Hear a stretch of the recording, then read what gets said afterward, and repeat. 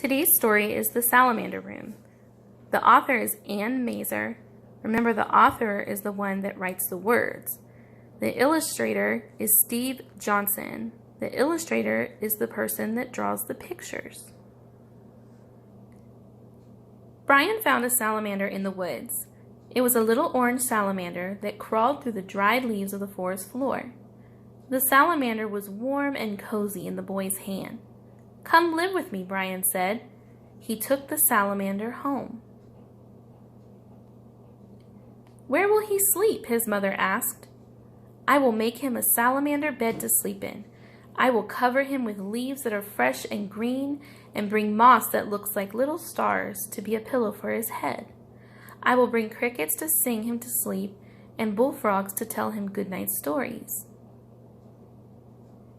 And when he wakes up, where will he play? I will carpet my room with shiny wet leaves and water them so he can slide around and play."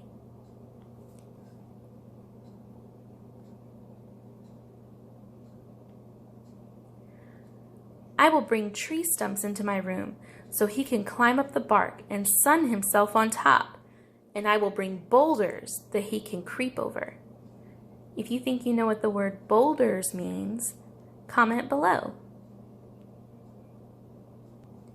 "He will miss his friends in the forest," his mother said.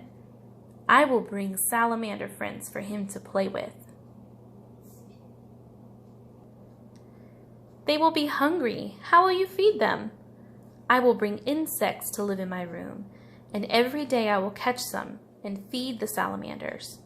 And I will make little pools of water on top of the boulders so they can drink whenever they are thirsty." "The insects will multiply, and soon there will be bugs and insects everywhere. I will find birds to eat the extra bugs and insects, and the bullfrogs will eat them too." "Where will the birds and bullfrogs live?" "I will bring trees for the birds to roost in and make ponds for the frogs."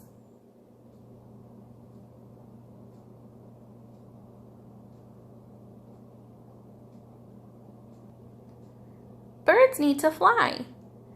"We can't lift off the ceiling." "We can lift off the ceiling. They will sail out in the sky, but they will come back to my room when it's time for dinner because they will know that the biggest, juiciest insects are there." "But the trees, how will they grow?" "The rain will come through the open roof and the sun too, and vines will creep up the walls of my room, and ferns will grow under my bed. There will be big white mushrooms and moss like little stars growing around the tree stumps that the salamanders can climb on." "And you? Where will you sleep?" "I will sleep on a bed under the stars, with the moon shining through the green leaves and the leaves of the trees. Owls will hoot and crickets will sing, and next to me on the boulder with its head resting on soft moss, the salamander will sleep." And that's the end of the story, boys and girls. So I want you to comment below if you found salamanders and they were to stay in your room. How would you take care of them? What would you change? How would you feed them? What things would you add to your room to take care of them? Have your parents comment below, and I'll be sure to read them.